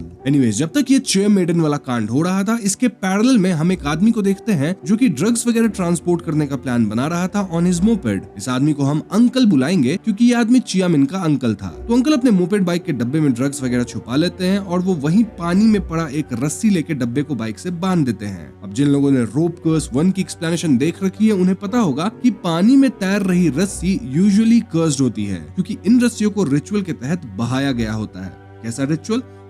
इन रस्सियों से किसी ने गलत किया होता है जिससे ये रोप्स कर्स्ड हो गई होती है और फिर रिचुअल के कर्स को खत्म करने के लिए रस्सी को पानी में फेंका जाता है। खैर अंकल इस रस्सी से अपना ड्रग्स वाला डब्बा बांध के डिलीवरी के लिए निकलते हैं जब रास्ते में एक पेड़ के पास कुछ असाधारण गतिविधियां होती है जिससे अंकल की बाइक गिर जाती है। अंकल यहाँ खुद को ही एक पेड़ से लटका देखते हैं एंड देन एक अजीब भूतिया आवाज आती है जो कि कह रही थी कि तुम ना तो स्वर्ग जाओगे ना ही पृथ्वी पे रहोगे। इसके बाद अंकल वाकई में लटक के समाप्त हो जाते हैं। दूसरी तरफ चियामिन वापस घर आती है जहाँ हम चियामिन की आंटी को देखते हैं और वो मेंटली अनस्टेबल थी। दरअसल चियामिन के माता पिता एक्सीडेंट में नहीं बचे थे और लोग मानते थे कि ऐसा चियामिन के कारण ही हुआ है क्योंकि वो इविल कर्सेस को अट्रैक्ट करती है। तब से चियामिन अपने अंकल और आंट के साथ रहती है जहां अंकल एक ड्रग ट्रैफिकर है और इन दोनों औरतों को बहुत मारते पीटते हैं। वैसे हम जानते हैं कि इसी रात अंकल का खेल भी खत्म हो चुका है। अब अगली सुबह गाँव के लोगों को अंकल की शरीर मिलती है और एक शमन जिसका नाम चैंग था वो यहाँ के छानबीन करते हैं। दोस्तों चैंग वही शमन है जिन्हें हमने पहले सीन में येन हुओ के साथ देखा था और चैंग भी बच गए थे। चैंग अब तक अपनी शमन वाले काम को कंटिन्यू किया है और अब तो वो टाओइस्ट मास्टर बन चुका है। चैंग बताते हैं कि क्योंकि अंकल की मौत किसी कर्स के थ्रू हुई है तो इन्हें रोप रिचुअल करना होगा टू रिमूव द कर्स, लेकिन फिलहाल वो रोप रिचुअल करने में सक्षम नहीं है क्योंकि लास्ट टाइम जब वो ऐसा किए थे तब काफी कुछ बुरा हुआ था। अब यहाँ चैंग का एक भतीजा भी था जो कि प्योरली मनी माइंडेड था और वो चाहता था कि अगर पैसे अच्छे मिले तो चैंग को ये रिचुअल करनी चाहिए। भतीजा यहाँ लोगों को एमलेट वगैरह भी बेच रहा था सेइंग कि इसे पानी में डाल के नहाने से उनके ऊपर से कर्ज खत्म हो जाएगा। खैर इसके बाद चैंग येन हुओ से मिलने जाता है और उसे रोप रिचुअल करने के लिए कन्विंस करने लगता है क्योंकि येन हुओ ज्यादा पहुंचा हुआ शमन था, लेकिन येन हुओ तो ये सब छोड़ चुका था बिकॉज ऑफ हिज गिल्ट। और चैंग येन हुओ को समझाता है कि मास्टर के खत्म होने में उसकी कोई गलती नहीं थी। मोreover अगर इस कर्ज को रोका नहीं गया यानी रिचुअल नहीं किया गया तो ये कर्ज फैलता ही जाएगा जिससे कई और लोग समाप्त हो जाएंगे। हाँ, इन्हें जल्द से जल्द रिचुअल करना ही होगा। दूसरी तरफ आंटी मॉर्ग में अंकल की लाश को देखने जाती है और वो लाश को टच भी करती है। यहाँ आंटी के साथ कुछ असाधारण गतिविधियां होती है जिससे डर के वो भागती है और क्योंकि वो लाश को टच की थी तो शायद कर्ज अब उन पे आ गया। वहीं घर पे चियामिन को थाई डीमन अंकल के रूप में दिखता है और उसे काफी डराता है। घर में काफी चीजें अपने आप गिर के टूट जाती है और एंड में आंटी यहाँ आ जाती है जिससे चीजें नॉर्मल हो जाती है। तो अगले दिन चियामिन और आंटी अंकल की बॉडी को फाइनल रिस्पेक्ट पे करते हैं जिसके बाद चैंग रिचुअल शुरू करने की बात कहता है। इसी दौरान रात को चैंग जब रिचुअल प्रैक्टिस कर रहा होता है तो वो काइंड ऑफ इंटरनली इंजर्ड हो जाता है, डिपिक्टिंग कि ये डीमन कितना ज्यादा स्ट्रॉन्ग है। अब रिचुअल आज ही रात होनी थी एंड चैंग वाज इंजर्ड और ऐसे में येन हुओ रिचुअल करने के लिए फाइनली तैयार होता है। येन हुओ यहाँ मेकअप वगैरह करता है और रोप रिचुअल फाइनली शुरू किया जाता है। अब रिचुअल के दौरान कई रूल्स थे लेकिन मैं आपको 2 इंपॉर्टेंट रूल बता देता हूँ। पहला रूल कि जो भी लोग इस मौत से कनेक्टेड है उन्हें तो घर से बाहर नहीं निकलना है एंड इन जनरल लोगों को भी घर से बाहर नहीं निकलना है जब ये रिचुअल हो रहा है क्योंकि जो लोग रिचुअल एक्टिवली कर रहे हैं वही लोग सिर्फ घर के बाहर हो सकते हैं। देन जो मरा है उसके सारे सामान को क्लिंज करके खत्म किया जाएगा या पानी में फेंका जाएगा। तो हाँ, रिचुअल शुरू होता है लेकिन दोस्तों यहाँ रिचुअल के पैरेलल में कुछ चीजें हो रही थी। फॉर एग्जांपल ग्रे बियर को अपनी पिछली स्ट्रीम पे अच्छे व्यूज नहीं आए थे इसलिए वो अब इस रोप रिचुअल को स्ट्रीम करने की कोशिश कर रहा था। इसमें कैमरा गर्ल उसकी मदद नहीं करती एज शी वाज स्कैर्ड और ग्रे बियर उसे बीच सड़क पे ही ड्रॉप करके खुद अकेले ही स्ट्रीम करने की कोशिश करता है। देन चियामिन के घर पे उसकी आंटी को अपने हस्बैंड के डेस्क में एक पत्थर मिलता है जिसे टच करते ही वो एकदम पागलों जैसा बिहेव करने लगती है। इनफैक्ट ये पत्थर कहीं न कहीं डीमन की मूर्ति जैसा हल्का दिख रहा था। आंटी इस पत्थर को लेकर घर से बाहर भागती है और वो रिचुअल वाली जगह पे पहुंचकर कहने लगती है कि उन्हें इस पत्थर को भी क्लेंस करना होगा। तभी भतीजा भी ग्रे बेयर को स्ट्रीम करने से रोकने लगता है और यहाँ का माहौल रिचुअल वाला कम और अफरा तफरी वाला ज्यादा लग रहा था। इतना काफी नहीं था तो पुलिस भी यहाँ आ जाती है और वो रिचुअल कर रहे सारे लोगों को अरेस्ट करना चाहती थी। क्यों? क्योंकि अंकल एक ड्रग डीलर था और उसका सारा सामान सबूत या एविडेंस है फॉर इन्वेस्टिगेशन। तो हाँ, रिचुअल में सारा सामान खत्म किया जा रहा था और ये एक तरह से एविडेंस को खत्म करना है। इसीलिए पुलिस न सिर्फ इस रिचुअल को रोकती है बल्कि वो यहाँ मौजूद सभी लोगों को पुलिस स्टेशन लेके जाती है। तो पुलिस स्टेशन में पुलिस इन सब से पूछताछ करके एक एक करके इन्हें रिहा करना शुरू करती है। सबसे पहले आंटी और चियामिन छूटती हैं, जिसके बाद दोनों घर आती हैं। घर पे आंटी पूरी तरह पजेस हो जाती हैं और वो पेपर्स पे अजीब सिंबल्स बनाना शुरू करती हैं। देन वो अपनी आंखों को खुजाने लगती है and this is very common thing जो हमने देखा है। I mean, जो लोग डीमन द्वारा पजेस होते हैं या होने वाले होते हैं वो पहले ऐसे ही अपनी आंखों को खुजाते हैं। नाउ जब चियामिन आंटी को एमुलेट वाली पानी से क्लीन करने की कोशिश करती है तो इससे आंटी को बर्निंग सेंसेशन होता है और वो चियामिन पे बहुत ज्यादा भड़कती है। देन आंटी पागलों की तरह चिल्लाती हैं, अकड़ जाती हैं और खुद को एक कमरे में बंद कर लेती हैं। चियामिन आंटी से कमरा खोलने को कहती है लेकिन यहाँ चियामिन को मिरर में अपनी ही घोस्टली इमेज दिखती है। अब इससे पहले असाधारण गतिविधियां और बढ़ती, येन हुओ पुलिस से छूट के चियामिन के घर पे आता है और वो आंटी को गलत करने से रोकता है। इस पॉइंट तक आंटी पूरी तरह डीमन के कब्जे में थी और ऐसे में येन हुओ चियामिन से रिचुअल परफॉर्म करने को कहता है। वो चियामिन को रिचुअल करना सिखाता है। देन वो घर में सेटअप तैयार करता है। सेटअप बोले तो कैंडल्स को जलाना, देन रेड थ्रेड से पूरे घर को एंड एक एक कमरे को काइंड ऑफ बांध के सील करना एंड ऑल दैट। येन हुओ बताता है कि रिचुअल के दौरान चियामिन एक दूसरे रेल में पहुंच जाएगी जहां से उसे अपनी आंटी की सोल को वापस लेके आना है। लेकिन ध्यान रहे कि उस रेल्म में इविल भी है और वहाँ बहुत डिस्ट्रैक्शंस होंगे। स्टिल चियामिन को मुड़ के पीछे नहीं देखना है। मोreover चियामिन को मेक श्योर करना होगा कि किसी भी हालत में कैंडल्स बुझने नहीं चाहिए। सो ये सारा सेटअप करके एंड चियामिन को समझा बुझा के येन हुओ यहाँ से चला जाता है। जाते जाते येन हुओ वो पेजेस ले जाता है जिसमें आंटी अजीब चीजें घस रही थी। तो फाइनली चियामिन थ्रेड को अपने हाथ में बांध के रिचुअल शुरू करती है और वो दूसरे रेल्म में जाती है। यहाँ उसे अपने मृत माता पिता दिखते हैं। देन अजीब सुपरनैचुरल एंटिटीज भी दिखती हैं। लेकिन चियामिन बिना डरे बिना डिस्ट्रैक्ट हुए आगे बढ़ते हुए अपनी आंटी की सोल को ढूंढ लेती है। चियामिन आंटी की सोल के साथ यहाँ से निकलने लगती है कि तभी पीछे से उसे अपने माता पिता की आवाज आती है जो कि उससे मदद मांग रहे थे। ये आवाज सुन के चियामिन खुद को कंट्रोल नहीं कर पाती और पीछे मुड़ जाती है। अब उसके पीछे मुड़ते ही ना सिर्फ आंटी की सोल गायब होती है बल्कि थ्रेड भी टूट जाता है और एकदम से चियामिन रियल वर्ल्ड में वापस आ जाती है। इट वॉज क्लियर कि ये रिचुअल फेल हुआ था क्योंकि चियामिन पीछे मुड़ गई थी और इसके परिणाम अनुसार पहले तो कमरे में एक चादर हवा में लेविटेट करती है, देन चादर गिरती है जिससे कैंडल्स बुझ जाते हैं। इसके बाद आंटी कमरे से बाहर जाके एक टूटे हुए कांच से खुद के गर्दन पे चोट पहुंचाती है। चियामिन समहाउ उन्हें रोकती है एंड देन आंटी को अस्पताल लेके जाती है। वहीं येन हुओ रिचुअल को आधा अधूरा बाद में कंप्लीट करता है एंड देन वो इसी अस्पताल में चैंग से मिलने आता है। हाँ, चैंग यहीं पे भर्ती हैं और चैंग बताते हैं कि चियामिन स्पेशल लड़की है क्योंकि वो स्पिरिट्स से कनेक्ट कर सकती है और अगर थाई डीमन ऐसी स्पेशल लड़की को पोजेस कर लिया तो वो तबाही ले आएगा। इसके बाद येन हुओ अस्पताल में चियामिन से मिलता है और उसका मन बहलाने की कोशिश करता है। इसी दौरान हम ये भी जान पाते हैं कि येन हुओ काइंड ऑफ चोजन वन है जिसके अंदर जोंग कुई की स्पिरिट है, तभी तो वो रिचुअल सबसे बेहतर कर पाता है। अब जोंग कुई कौन है इस पे हम थियरी सेक्शन में बातें करेंगे। एनीवेज दूसरी तरफ ये डीमन दो और लोगों को समाप्त करता है। पहला वो इंसान जो कि अंकल को ड्रग डीलिंग करने कहा था। बेसिकली ये ड्रग डीलर इंसान रात को अंकल के एक्सीडेंट वाली जगह पे जाके छानबीन कर रहा था जब डीमन उसे लटका के समाप्त करता है। देन ये डीमन ग्रे बियर को भी उसकी कार में उसका गला घोट के समाप्त करता है। अगली सुबह जब गाँव वालों को पता चलता है कि उस जगह पे पेड़ के पास फिर से एक आदमी खत्म हुआ है तो ये लोग उस पेड़ को ही कर्स्ड मान के उखड़वा देते हैं। येन हुओ ऐसा करने से मना करता है लेकिन गांव वाले एक नहीं सुनते। अब पेड़ उखड़ने के बाद अंदर इन्हें ढेर सारे सांप दिखते हैं और एक बॉक्स भी निकलता है। इस बॉक्स में थाई डीमन की वही मूर्ति थी जिसे हमने फिल्म के स्टार्टिंग सीन में थ्रेड से बंधा और खंजर लगा हुआ देखा था। तो इट्स क्वाइट पॉसिबल कि 5 साल पहले चैंग एंड येन हुई रिचुअल के बाद मूर्ति को यहाँ दफनाए थे। अब जैसे ही मूर्ति निकलती है पैरेलल में हम आंटी को पजेस्ड हालत में अस्पताल से उठते हुए देखते हैं। वहीं अस्पताल में चैंग आंटी द्वारा स्क्रिबल्ड पेजेस को डिकोड करता है। चैंग पाते हैं कि थाई डीमन असल में हमारी दुनिया में पैदा होने की कोशिश कर रहा है जी हाँ दोस्तों, इसके लिए थाई डीमन को 7 सैक्रिफाइसेस चाहिए, जिसके बाद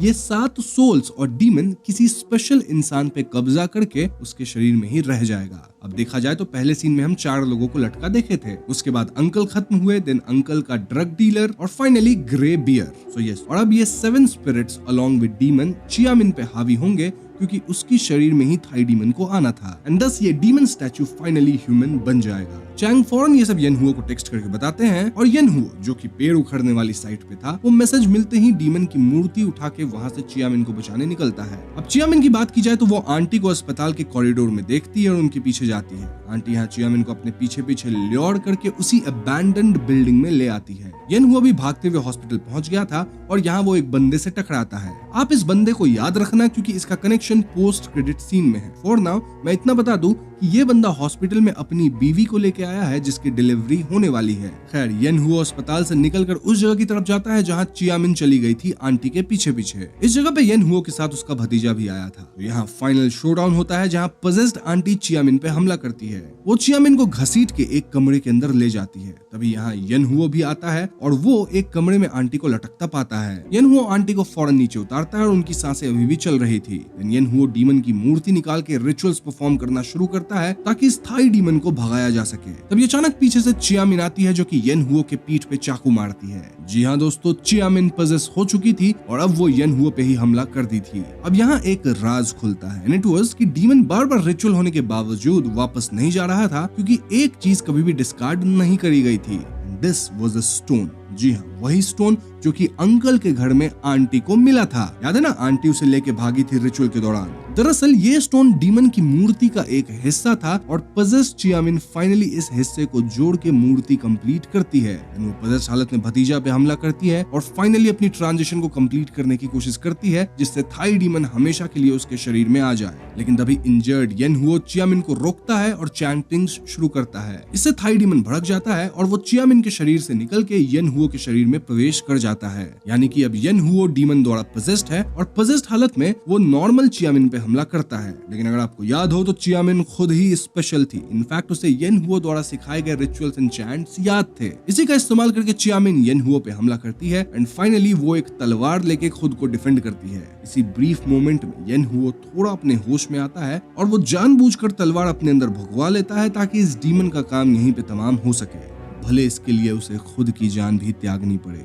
अब खत्म होने से पहले येनहुओ चियामिन से कहता है कि वो उसकी बॉडी को सील करे, एंड देन येनहुओ अपनी 5 थंडर रून नेकलेस को लाने बोलता है। चियामिन तुरंत इस नेकलेस को लाती है। ये वही नेकलेस है जो कि हमने स्टार्टिंग सीन में भी देखा था, और येनहुओ यहाँ चियामिन को ही ये नेकलेस पहनने को कहता है क्योंकि ये नेकलेस उसकी रक्षा करेगा। इस पॉइंट पे येनहुओ समाप्त हो जाता है और चियामिन बहुत ज्यादा रोती है। तभी एकदम से डीमन येनहुओ के शरीर से निकल के एक डिमोनिक स्मोक का फॉर्म लेता है और चियामिन पे हमला करता है। लेकिन चियामिन यहाँ तलवार से डीमन पे पलटवार करती है। इनफैक्ट हम देख पाते हैं कि चियामिन की मदद येनहुओ की स्पिरिट कर रही है इन फॉर्म ऑफ जोंगकुई। ऐसे में तलवार के हमले से ये डीमन फाइनली खत्म हो जाता है। डीमन के खत्म होते ही हम उसकी मूर्ति के भी 2 टुकड़े होते देखते हैं और यहीं पे चियामिन बेहोश हो जाती है। अब अगला सीन कुछ समय बाद का था जहाँ चियामिन हॉस्पिटल में अपनी आंटी से मिलने जाती है। आंटी अभी भी पूरी तरह से ठीक नहीं हुई थी, वो स्टेबल नहीं थी, लेकिन उनकी हालत पहले से तो बेहतर थी। वहीं चियामिन अब शमन बन चुकी है। वो येनहुओ का पूरा काम संभाल ली है और उसके अंदर भी स्पेशल पावर्स तो थे ही। वहीं भतीजा भी येनहुओ की काम में मदद करता है, ऑल्दो उसका ध्यान अब भी पैसे कमाने पे ही है। चैंग भी अब हॉस्पिटल से ठीक होके आ गए हैं and he is proud of Chiamin. यहाँ चैंग जोंगकुई की एक कहानी सुनाते हैं। बेसिकली जोंगकुई अपनी बहन की शादी कर दिए थे और यहाँ जोंगकुई घोस्ट वगैरह को इंस्ट्रक्ट किए थे to protect his sister. This kind of depicts कि जैसे येनहुओ के अंदर जोंगकुई की स्पिरिट थी, वैसे ही चियामिन के अंदर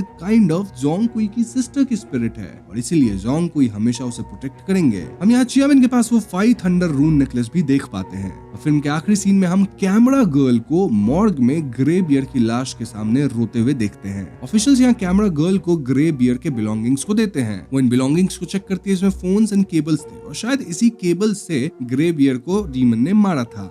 केबल के कांटेक्ट में आते ही हम अचानक से कैमरा गर्ल को अपनी आई को खुजाते हुए देखते हैं। फिर एकदम से उसकी आईज पूरी तरह से रेड थी as if she was possessed और यहीं पे फिल्म खत्म हो जाती है। अब दोस्तों फिल्म में एक पोस्ट क्रेडिट सीन भी है जहां हम कैमरा गर्ल को लटका हुआ पाते हैं उसी केबल से। देन कैमरा गर्ल के अंदर से डीमन स्पिरिट केबल के थ्रू निकल के उस बंदे के अस्पताल वाले कमरे में जाती है जिस बंदे के बारे में मैंने आपको याद रखने कहा था। इस बंदे की बीवी की डिलीवरी हो चुकी थी और उसको एक बेटा हुआ था। ये लोग बहुत खुश होते हैं और अपनी फोटो खिंचवा रहे होते हैं जब हम डीमन की स्पिरिट को इनमें से ही किसी के अंदर जाते देखते हैं। मोस्ट प्रोबेबली बेबी के अंदर गया होगा।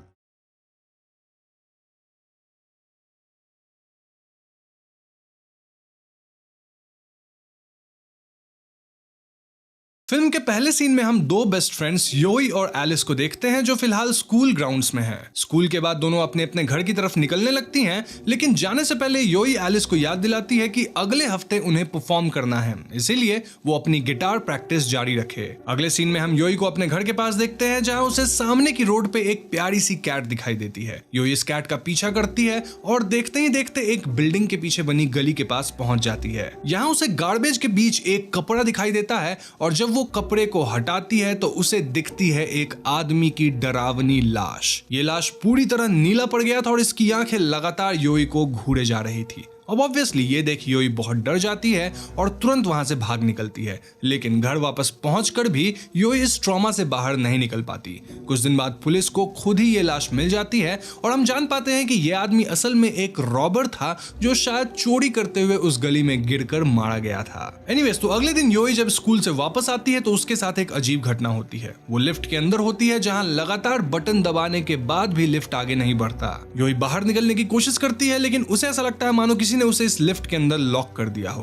तभी ऊपर वेंट के पास उसे कुछ नजर आता है। जब वो वहां झांकती है तो दो काली आंखें उसे वैसे ही घूरे जा रही थी जैसे वो मरा हुआ आदमी घूरा था। इस घटना से योई बहुत ज्यादा परेशान हो जाती है और अपना होश खो बैठती है। योई को इस हालत में उसके अंकल पाते हैं जिनका नाम है रोनाल्ड। रोनाल्ड क्योंकि एक थेरेपिस्ट भी है इसलिए वो योई की मदद करते हैं। वो समझाते हैं कि हो न हो उस लाश को देखने का ट्रॉमा उसे अंदर से डरा दिया है और वो चीजें इमेजिन करने लगी है। योई अंकल से शेयर करती है कि अगर वो उस दिन पुलिस को खबर कर दी होती तो शायद वो आदमी बच सकता था, लेकिन अंकल उसे समझाते हैं कि ये मुमकिन ही नहीं है क्योंकि वो आदमी बहुत पहले ही मारा जा चुका था। तो नेक्स्ट हम देखते हैं कि इस पूरे घटना को कई साल बीत चुके हैं और योई अब एक पॉप सिंगर बन चुकी है जहां वो एक रिकॉर्ड लेबल के लिए काम करती है। आज वो एक नए घर में शिफ्ट हुई है जहां उसकी मदद करने उसकी दोस्त एलिस भी आई है। योई की मदद करने मिस्टर ची और फाई नाम के वर्कर्स भी आए हैं जो उसी क्रू में काम करते हैं। काम के वक्त मिस्टर ची योई को बताते हैं कि सिर्फ डोर लॉक इंस्टॉल करने का काम रह गया है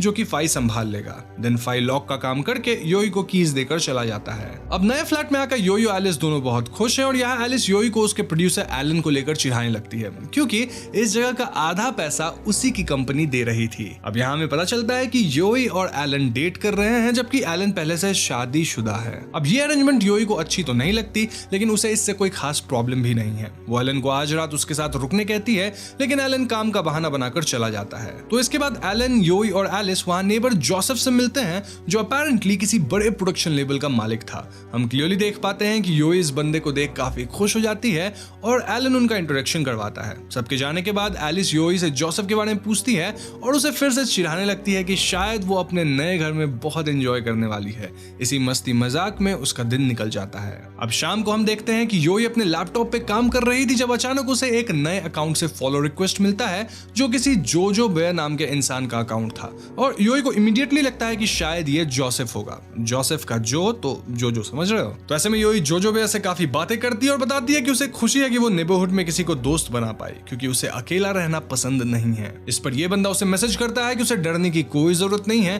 बिकॉज वो अकेली नहीं है। अब इस नॉर्मल से मैसेज पर योई थोड़ा घबरा जाती है क्योंकि उसे अपने बचपन का वो पूरा हादसा याद आने लगता है। वो डर के कारण लैपटॉप ही बंद कर देती है और सोने चली जाती है। खैर, तो अगले दिन रिकॉर्डिंग के बाद योई एलन को उसके घर चलने कहती है, लेकिन एलन उसे बहुत रूडली मना कर देता है जिससे योई थोड़ा दुखी हो जाती है। अपना मन हल्का करने के लिए योई एलिस से मिलने जाती है और उसके साथ शेयर करती है कि उसे बचपन वाला हादसा वापस से याद आने लग गया है जिस वजह से वो अपने नए घर में बिल्कुल भी सेटल नहीं कर पा रही। एलिस उसे सलाह देती है कि उसे एलन को अपने साथ रहने कहना चाहिए, लेकिन योई इसके लिए नहीं मानती। उस शाम हम योई को वापस घर में अकेले देखते हैं जब नहाते हुए उसे अचानक ही अपने म्यूजिक प्लेयर बिहेवियर की आवाज सुनाई देती है। पहले तो उसे लगता है कि ये एलन है, लेकिन बाहर आने पर वो पूरे घर में किसी को नहीं पाती। इस हादसे के बाद तो योई और भी डर जाती है और रात को उसे वापस से जोजो बेयर का मैसेज आता है जो उसे पूछता है कि वो ठीक तो है ना। इस पर योई बताती है कि वो काम के कारण स्ट्रेस में है और उसे ठंड भी लग गई है। ये सुनकर जोजो बेयर उसे पियर खाने की सलाह देता है क्योंकि अपेरेंटली उससे ठंड में आराम मिलता है, लेकिन योई कहती है कि फिलहाल उसके पास कोई फ्रूट्स वगैरह नहीं है। ऐसे ही बातों बातों में रात बीतने लगती है जब अचानक ही ये आदमी योई से कहता है कि उसे उसकी चिंता हो रही है,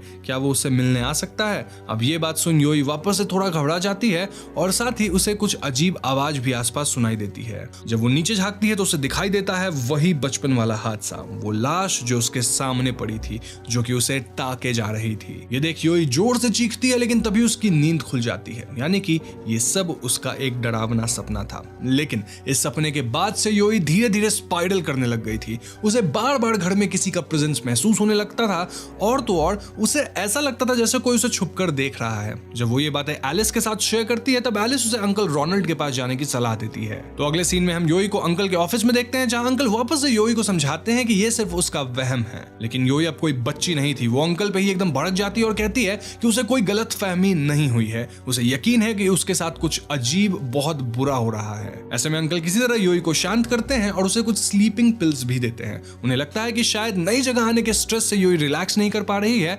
इसीलिए वो उसे आराम कहकर वापस भेज देते हैं। लेकिन यहाँ घर पे योई की हालत में कोई सुधार नहीं होता। हम देखते हैं कि वो दवाई लेकर सोने जा रही होती है जब उसे कमरे की अलमारी से एक आवाज सुनाई देती है, किसी की धीमी सांसों की आवाज। योई धीरे धीरे इस आवाज की तरफ बढ़ती है, लेकिन जैसे ही वो अलमारी खोलती उसी वक्त उसे एलिस का फोन आ जाता है। इससे योई का ध्यान अलमारी से हटकर फोन पे चला जाता है, लेकिन हम नोटिस करते हैं कि पास ही के टेबल पे एक पेयर रखा हुआ था जो क्लियरली पहले यहाँ मौजूद नहीं था। खैर फोन पे एलिस दोबारा एलन की बात छेड़ती है, लेकिन उसके ऐसा करते ही मानो योई का उबलता खून खौल जाता है। वो एलिस को ही उल्टा सीधा सुनाकर फोन रख देती है। उस रात योई और एलन सो रहे होते हैं जब योई को वही भयानक सपना वापस आता है जिसमें वो फिर से उस डेड बॉडी को देखती है। इस सपने से डर योई फिर से चीखते हुए उठ जाती है और एलन उसे काम डाउन करने की कोशिश करता है, लेकिन योई गुस्से में सामान इधर उधर फेंकने लगती है और सारी की सारी दवाइयां भी बेसिन में बहा देती है। कुछ देर बाद योई शांत कर एलन के पास आती है, लेकिन अब तक एलन भड़क चुका था क्योंकि योई का ये रूप देख वो डर चुका था।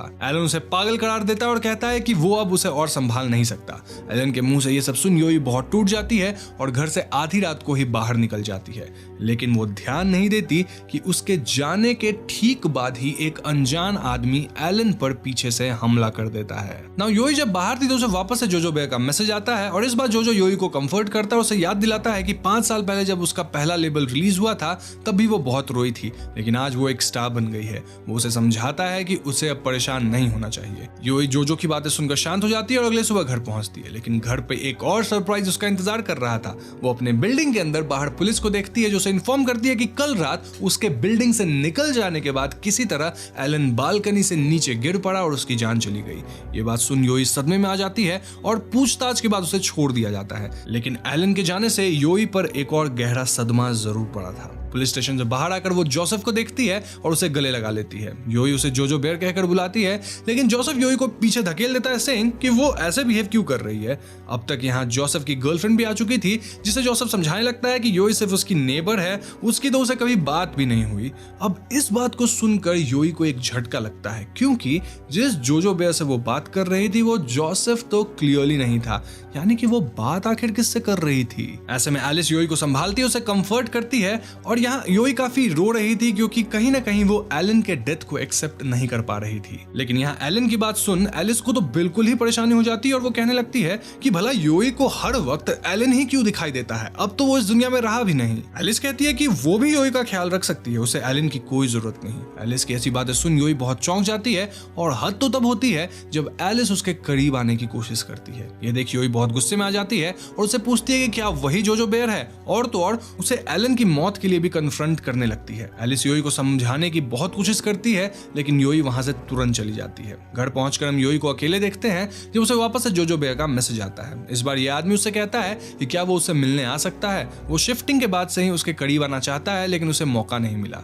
लेकिन अब उन दोनों के बीच कोई नहीं है। ये बातें सुनकर योई बहुत डर जाती है और पहली बार रियलाइज करती है कि यह आदमी वाकई में उसे कहीं से देख रहा है और ये एलिस भी नहीं है। डर के मारे योई कपबोर्ड में छिप जाती है, लेकिन उसे अपने ठीक पीछे पीछे किसी की सांसें सुनाई देती है। जब वो पीछे देखती है तो पाती है कि ये बंदा और कोई नहीं बल्कि उसके क्रू का मेंबर फाई है। जी हाँ दोस्तों, फाई ने घर में काम करते वक्त यहाँ लॉक में गड़बड़ी कर दी थी और उसी ने इतने दिन तक इस अपार्टमेंट पे योई को स्टॉक किया था। अपने आप को बचाने के लिए योई बाहर भागती है और एक नाइफ उठा लेती है। वो तुरंत पुलिस को खबर करने लगती है, जो देख फाई बहुत डर जाता है। वो बाहर निकलकर बालकनी से कूद जाता है, जिससे उसकी जान चली जाती है। इस हादसे से एक बार फिर योई बहुत बड़े सदमे में आ जाती है और कहानी के एंड में हम योई को वापस अंकल रोनाल्ड के साथ देखते हैं, जो उसे समझाते हैं कि वो अब बिल्कुल सेफ है, कोई उसका कोई नुकसान नहीं कर पाएगा। लेकिन योई अपने होश से बाहर लग रही है। वो अजीब तरह से हंसने लगती है और हम देखते हैं कि अंकल के ठीक पीछे फाई की स्पिरिट खड़ी है, जो लगातार योई को घूरे जा रही है। यहीं पे पहली कहानी खत्म। तो दोस्तों, ये थी फिल्म के पहले पार्ट की कहानी, जो एक पॉप सिंगर योई और उसके ट्रॉमा के बारे में है। योई बचपन से एक डेड बॉडी से रूबरू हुई और बहुत ट्रॉमेटाइज हो गई। उसे थेरेपी वगैरह से शांति तो मिली, लेकिन वो अंदर से आज भी डरी हुई थी। वो अकेली नहीं रह पाती थी। इतने साल बाद एक स्टॉकर के कारण योई का ट्रॉमा बाहर आ गया और वो पूरी तरह स्पाइरल करने लगी। अंत में हम योई को कंप्लीटली डिवास्टेटेड रूप में देखते हैं, जहां वो हमेशा के लिए उस स्टॉकर के दिए गए ट्रॉमा से गुजरेगी। मे बी उसकी आत्मा सचमुच योई के साथ जुड़ गई है, या मे बी ये योई का कोई मेंटल स्टेट है जो इतना सब कुछ होने के बाद हार चुका है। यानी कि आत्मा एग्जिस्ट नहीं करती, योई को बस दिख रहा है। इन एनी केस, योई का अंत बहुत बुरा ही हुआ। दूसरी कहानी शुरू होती है एक लाइव कैमरे पर। कैमरे के पीछे है विल्सन, जो कि एक मशहूर व्लॉग गेट टू वेल्थ चलाता है। विल्सन अपने व्यूअर्स को सालों से इस चैनल पर इन्वेस्टमेंट से जुड़ी सलाह देता आया है। आज हम लोग विल्सन को लीड मॉल में देखते हैं, जो हाल ही में रिनोवेट किया गया है। विल्सन अपने फैंस के बीच मॉल को प्रमोट कर रहा है और उन्हें इनकरेज कर रहा है कि भले ही पिछले कुछ सालों में प्रॉपर्टी वैल्यूज घट गई हैं, लेकिन वो अगर पैसा कमाना चाहते हैं तो वो लीड मॉल में आकर इन्वेस्टमेंट्स कर सकते हैं। तो इस दौरान वो मॉल में एलिवेटर पे सवार होता है, जहां हम उसके पीछे एक लड़की को देखते हैं। अब जहां मॉल में बाकी सभी लोग एक नॉर्मल मास्क पहने हुए थे, वहीं ये लड़की एक भयानक गैस मास्क पहनी हुई थी, जिसे देख विल्सन थोड़ा अनकंफर्टेबल लग रहा था। यही नहीं, ऐसा लग रहा था मानो ये लड़की विल्सन को ही घूरे जा रही है। लेकिन विल्सन किसी तरह खुद को संभालता है और लिफ्ट से बाहर आकर वापस प्रमोशन में लग जाता है। विल्सन अपने व्यूअर्स से माफी मांगता है, बिकॉज वो लिफ्ट में थोड़ा अनकंफर्टेबल हो गया था। तब विल्सन के व्यूअर्स में से एक उससे कहता है कि ये लाजमी बात है, बिकॉज सभी का कहना था कि ये मॉल हॉन्टेड है। और हॉन्टेड भी क्यों? क्योंकि सालों पहले यहाँ एक पुराना कुछ हादसा हुआ था। लेकिन विल्सन तुरंत इस बात को दरकिनार कर देता है, सेइंग कि ये मॉल लोगों से भरा पड़ा है, सभी यहाँ अपना अपना बिजनेस संभाल रहे हैं और डरने की तो कोई बात ही नहीं है। तो अगले सीन में जब ये वीडियो फाइनली खत्म होता है, तब हम मॉल में दिखे सभी लोगों को विल्सन के पास आ खड़ा देखते हैं। यहाँ हम रियलाइज करते हैं कि असल में मॉल में कोई भी था ही नहीं, बल्कि जो लोग को आप देख रहे हैं वो सभी तो एक्टर्स हैं, जिन्हें विल्सन के प्रोड्यूसर ने वीडियो के लिए हायर किया था। तो बात ऐसी थी कि ये मॉल काफी सालों से बंद था और अब ओनर इसे रिनोवेट करवाकर कस्टमर्स को वापस से अट्रैक्ट करना चाहता था। इसीलिए उसने विल्सन को as a financial influencer hire किया था। लेकिन विल्सन यहाँ सभी एक्टर से बहुत रूडली बिहेव करता है कि उन्हें कुछ भी नहीं आता।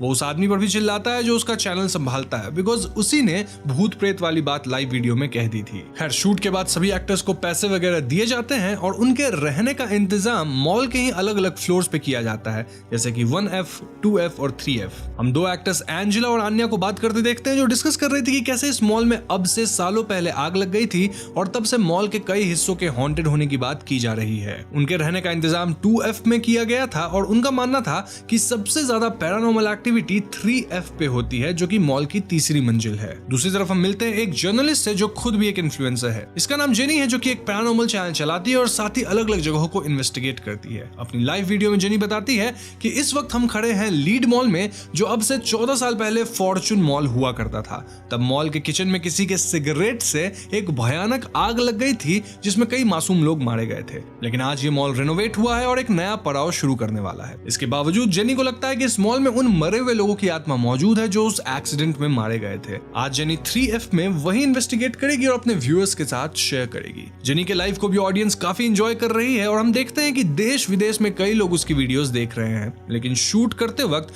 जेनी की नजर मॉल के ऊपर बने एस्केलेटर पे पड़ती है, जहां वो उसी अजीब मास्क वाली औरत को खड़े देखती है, जिसे इससे पहले विल्सन ने भी देखा था। जेनी अपने ऑडियंस को साथ ले जाकर उस औरत का पीछा करती है, जहां लोग कंटेम्पलेट स्पेकुलेट करते हैं कि हो ना हो ये कोई आत्मा हो सकती है। दूसरी तरफ विल्सन का पाला एक और औरत से पड़ता है जो उसे फ्रॉड कहती है। बीच मॉल में ये औरत विल्सन से जूझ जाती है और कहती है कि उसने उसे स्कैम किया है और उसके बताए इन्वेस्टमेंट के कारण उसका बहुत भारी नुकसान हो गया है। ये सुन विल्सन खुद को डिफेंड करने लगता है, सेइंग कि इन्वेस्टमेंट में नुकसान होता रहता है और ये कोई बड़ी बात नहीं है। इसी के साथ ही विल्सन अपना चेहरा भी छुपाने लगता है। इसी बीच यहाँ जेनी आ जाती है जो विल्सन को पहचान लेती है और अपने कैमरे पर उस लेडी के एक्यूजेशंस को रिकॉर्ड करती है। विल्सन यहाँ से बात बनाकर भागने की कोशिश करता है, लेकिन जेनी लगातार मुश्किल सवाल पूछने लगती है। वो उसे पूछती है कि क्या उसे फॉर्चून मॉल की ट्रेजेडी के बारे में पता है। विल्सन उसकी बातों से बचकर किसी तरफ निकल जाता है। जेनी अपनी ऑडियंस से कहती है कि आज वो फॉर्चून मॉल का सच सभी के सामने लाकर रहेगी। वो रिकॉर्डिंग करते हुए ऊपर जाती है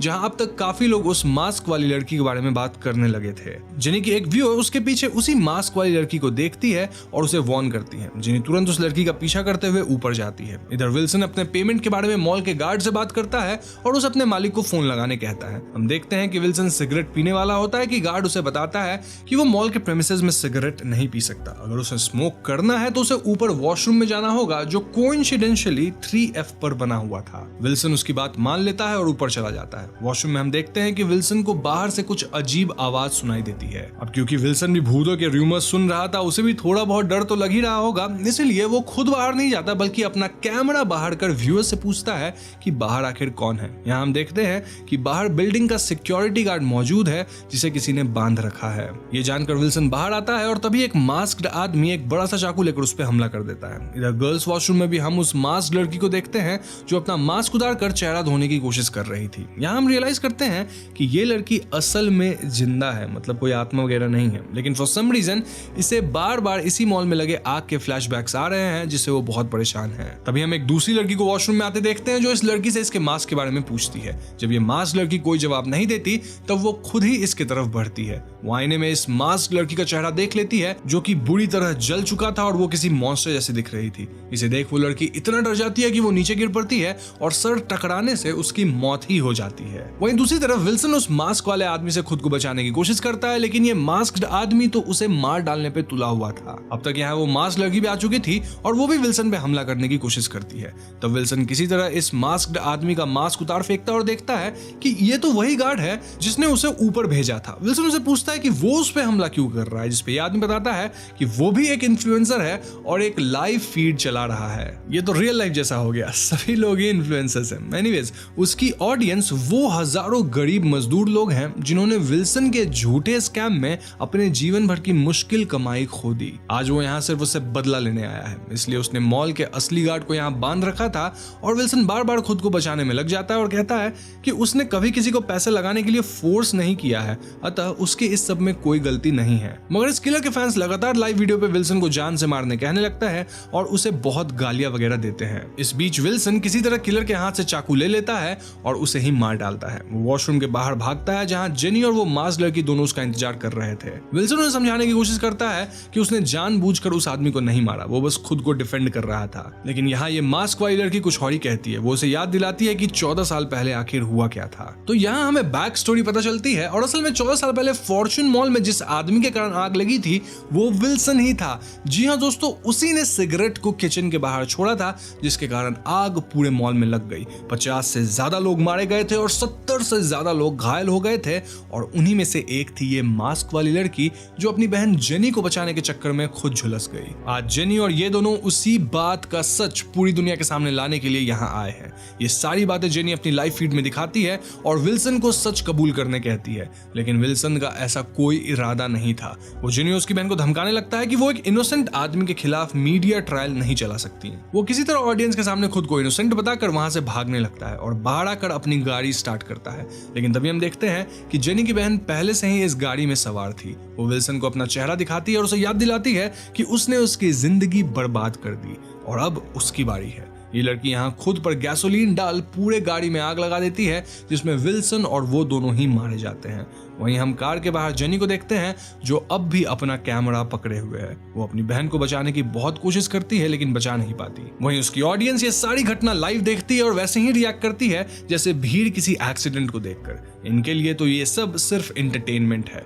यहीं पे कहानी खत्म। तो दोस्तों ये कहानी भी काफी सिंपल है, रिपीट करने जैसा कुछ नहीं है, लेकिन अगर देखा जाए तो ये कहानी एक तरह से इन्फ्लुएंसर्स पे एक सटायर भी है और यहाँ हॉरर कॉमेडी का सेंस भी मिलता है। जेनी, विल्सन और वो गार्ड तीनों ही इन्फ्लुएंसर्स थे जिन्हें अपने ऑडियंस की ज्यादा पड़ी नहीं है। वहीं ऑडियंस को भी बस एंटरटेनमेंट चाहिए, भले उसके लिए किसी और की लाइफ ही क्यों ना बर्बाद हो रही हो या फिर वो मर ही क्यों नहीं रहा हो। आजकल रियल लाइफ में भी इन्फ्लुएंसर्स ऑडियंस का कुछ ऐसा ही रिश्ता है जहां ऑडियंस को तो सिर्फ एंटरटेनमेंट चाहिए, भले इसमें इन्फ्लुएंसर को कुछ भी हो जाए, उसकी जिंदगी बर्बाद हो जाए, उस पर मीम्स बनने लगे, वो डिप्रेशन में चला जाए।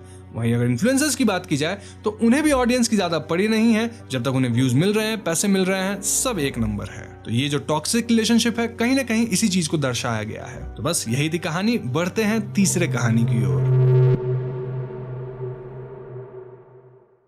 तो टेल्स ऑफ ऑकल्ट का फाइनल इंस्टॉलमेंट हांगकांग के एक अपार्टमेंट के बैकड्रॉप पर लिखा गया है। इस अपार्टमेंट के 5th फ्लोर पर रहती है जिनी। हम जिनी को अपने अपार्टमेंट में बहुत डरे हुए देखते हैं और वो जमीन पे बैठी है और लगातार किसी से माफी मांग रही है। वो कहती है कि उसने उसके बॉयफ्रेंड को नहीं चुराया है, बल्कि उसके बॉयफ्रेंड ने उसे झूठ कहा था कि वो सिंगल है। जिनी अपने सामने खड़ी एक लड़की से जान की भीख मांगती है, सेइंग कि उसकी और उसके बच्चे की कोई गलती नहीं है, लेकिन ये सामने खड़ी औरत कुछ भी सुनना नहीं चाहती। वो कहती है कि मैंने तुम्हारे प्रेमी को नर्क पहुंचा दिया है, अब तुम्हारी और तुम्हारे बच्चे की बारी है। ऐसा कहते हुए ये लड़की जिनी की तरफ बढ़ती है और उसे एक चाकू से स्टैब करती है। लेकिन अगले ही पल हम देखते हैं कि अपार्टमेंट में असल में जिनी के अलावा कोई है ही नहीं।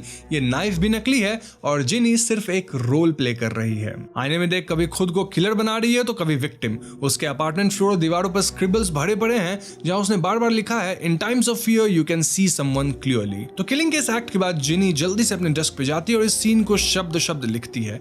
यहाँ हमें पता चलता है कि जिनी असल में एक पैशनेट राइटर है और ये उसकी नोवेल का प्लॉट है जिसे वो इनैक्ट कर रही थी। लिखने के बाद जिनी अपार्टमेंट से बाहर निकलने का फैसला करती है और अपना फोन, वॉलेट वगैरह लेकर नीचे जाती है। लेकिन जब वो 1st फ्लोर पे पहुंचती है उसे दीवार के पास एक अजीब परछाई दिखती है। ये परछाई किसी कुबरे हुए इंसान की लग रही थी जिसके हाथ में कोई हथियार हो। आधी रात में ऐसी परछाई देख जिनी थोड़ा घबरा जाती है और नीचे झांकती है। वहां वाकई एक अजीब सी औरत खड़ी थी। उसका पूरा शरीर काले कपड़ों से ढका था और वो भीगी हुई लग रही थी, मानो अभी अभी पानी से निकलकर आई हो। जिनी को देख वो उसकी तरफ मुड़ने लगती है और डर के कारण जिनी जल्दी से वापस अपने अपार्टमेंट भागती है 5वें फ्लोर पे। हड़बड़ी में उसका पर्स वहीं गिर जाता है। ना अपार्टमेंट पहुंचकर चुपचाप जिनी अपने कमरे के दीवार से टिक कर बैठ जाती है। उसे समझ नहीं आ रहा था कि उसे अब क्या करना चाहिए। ऐसे में वो इसी अपार्टमेंट में रहने वाले एक दूसरे टेनेंट को फोन करती है जिसका नाम था लकी।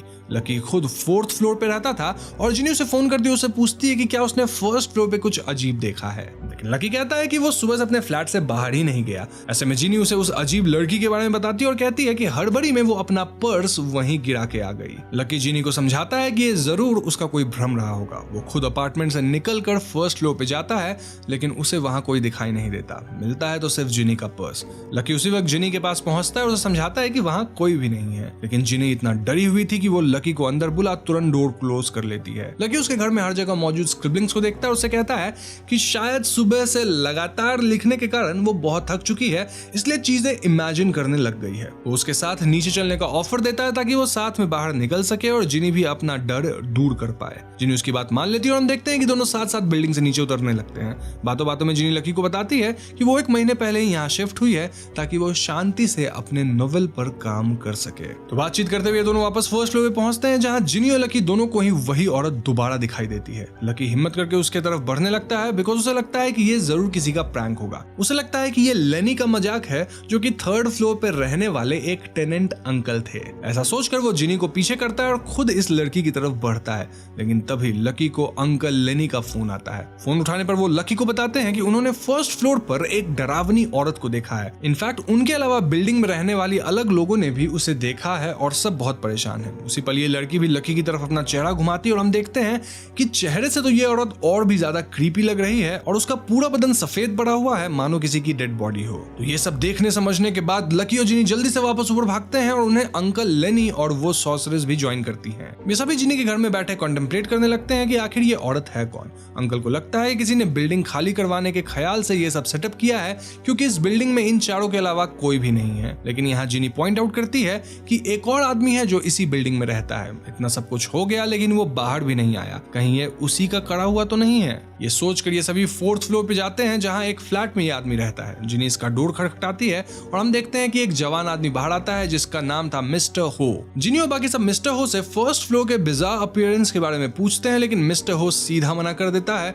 और दरवाजा इनके मुंह पे बंद कर देता है। इसके ऐसा करते ही सॉर्सरेस काफी गंभीर हो जाती है। जिनी वापस से मिस्टर हो से बात करना चाहती है, लेकिन सॉर्सरेस उसे कहती है कि इस आदमी के चारों तरफ बहुत डार्क ऑरा है, हमें इससे डील नहीं करना चाहिए। वहीं उस एंटिटी के बारे में सॉर्सरेस कहती है कि हो ना हो वो एंटिटी एक वाटर घोस्ट है, क्योंकि उसके शरीर से काफी पानी गिर रहा है, हमें जल्द से जल्द यहाँ से निकलना होगा वरना ये घोस्ट हमें बहुत नुकसान पहुंचा देगी। ऐसा कहकर सॉर्सरेस तुरंत वहां से निकल जाती है। इस घटना के बाद जिनी मिस्टर हो पर थोड़ा रिसर्च करती है और बाकियों को बताती है कि यह आदमी असल में एक गैंगस्टर हुआ करता था। इसके बारे में इंटरनेट पर बहुत अफवाहें फैली हुई हैं, जिसमें से एक सबसे फेमस है। कहते हैं कि कुछ सालों पहले ये हो एक क्रॉस फाइटिंग के बीच फंस गया था, जहां कई लोग उस पर हमला करने को तैयार थे, लेकिन जैसे ही उसने अपना हथियार उठाया सभी मारे गए और हो खुद बाल बाल बच गया। ऐसे ही कुछ साल पहले हो पर एक आदमी को डुबाकर मारने का इल्जाम लगाया गया, लेकिन उस केस में भी उसे छोड़ दिया गया और तब से ये गैंगस्टर इस अपार्टमेंट में छुपकर रह रहा है। ऐसे में सभी को लगता है कि जरूर इस आत्मा का हो से कुछ लेना देना है। इसी बीच कोई डोरबेल बजाता है और जिनी को लगता है कि शायद सॉर्सरेस वापस आ गई है,